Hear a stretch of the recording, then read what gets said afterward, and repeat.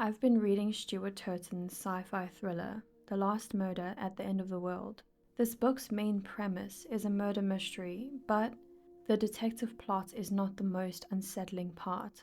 On this island, a deadly fog has wiped out the rest of the planet. The last survivors live on this island, and they all have an AI implanted right into their brains. Every single night, a strict curfew hits.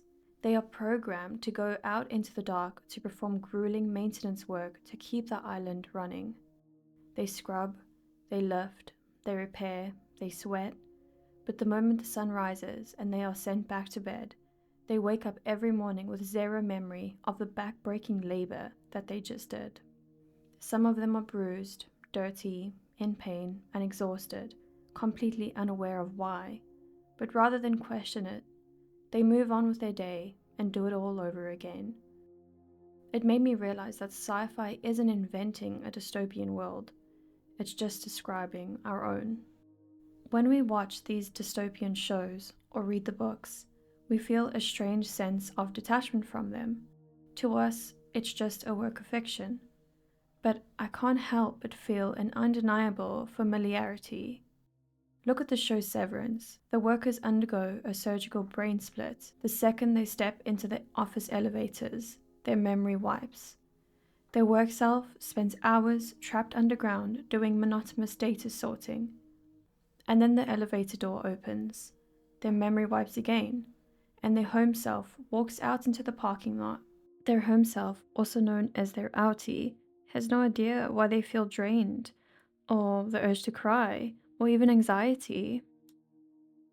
We see this in a classic sci-fi like The Matrix, where human bodies have their life force entirely drained to fuel a system, while their minds are fed a comfortable, simulated dream of a normal day. The system doesn't just demand your labor, it demands your forgetfulness. We sit comfortably on our couches, watching these stories play out, thinking how lucky we are to not be in those realities. But let's look at a standard modern work week. Think about your last shift. You walk into a building, you take on extra work because of a colleague slacking off. You absorb the toxic energy of the environment. You drag your nervous system through the mud just to hit a deadline. You carry the physical strain in your bones. You go home, you're too exhausted to work on your actual dreams, so you spend the day trying to do as little as possible. After you go to bed, the amnesia protocol hits. You wake up. Your brain is temporarily reset by sleep. You grab your coffee, and your brain completely forgets how badly the system drained you yesterday. And even if you didn't forget, you have to move on anyway. You walk right back through the front doors of the exact same building, ready to do it again. We don't need some sci-fi AI or a surgical brain split to make us work like slaves and forget it by morning. We just call it having a job. But Stuart Turton's book expresses the hidden catch.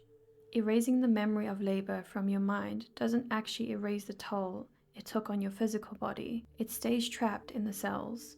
When you spend your days swallowing your frustrations, letting people walk all over you, and accepting an unfair split of work, that suppressed energy doesn't vanish during the morning reset. It gets trapped in your skeleton. It can manifest as joint pain, sudden fatigue, a tight pressure deep within your chest. Your mind might agree to the daily amnesia loop just to survive, but your body remembers every single stroke of labor. The message of the island curfew isn't that forgetting makes you free. It's rather a warning that the loop will destroy you from the inside out if you keep playing along. The loop only breaks when you refuse to reset. It is easy for people to say, just leave the system, stop worrying, or find another job. Because the reality of human survival is much more complex than that. The vast majority of us have to show up to these loops every single day to keep a roof over our heads. Whether you are spending hours staring at a computer screen under corporate fluorescent lights, lifting the literal weight of physical labor, sitting in endless soul-draining meetings pretending to be engaged, or mastering your retail smile for difficult customers. We are all putting in the time. There is no shame in that survival. It is genuine hard work. But Stuart Turton's book shows us that the real trap isn't the labor itself, it's letting the loop trick us into becoming ghosts of ourselves while we are awake. When we swallow our frustrations and wait for the morning alarm to reset us, we accidentally miss our own lives. The message of the island's curfew isn't that we need to miraculously escape our responsibilities. It's just an invitation to wake up to the pattern. The moment you realize that the loop exists, it loses its power over you. You stop waiting for a distant weekend, a vacation that you can barely afford, or that retirement milestone decades down the line just to feel human.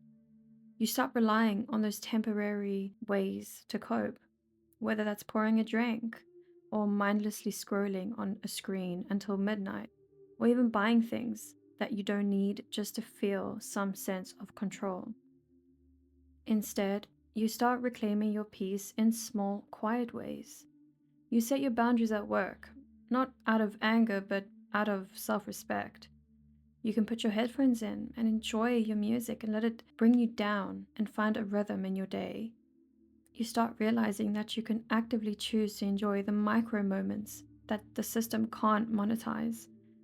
The comforting warmth of your morning coffee, the morning sun shining on your skin, the absurdity of your own internal thoughts, or a genuine laugh shared with a friend or a stranger, the simple routine of a hot shower washing away all the stress of work, or the quietness of the night when the world has finally gone to sleep.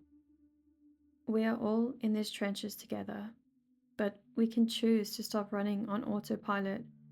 We can choose to look at our exhausted hands, our exhausted minds, and remember exactly who we are outside of labor, and find a way to play, to learn, and to genuinely enjoy the process of being alive.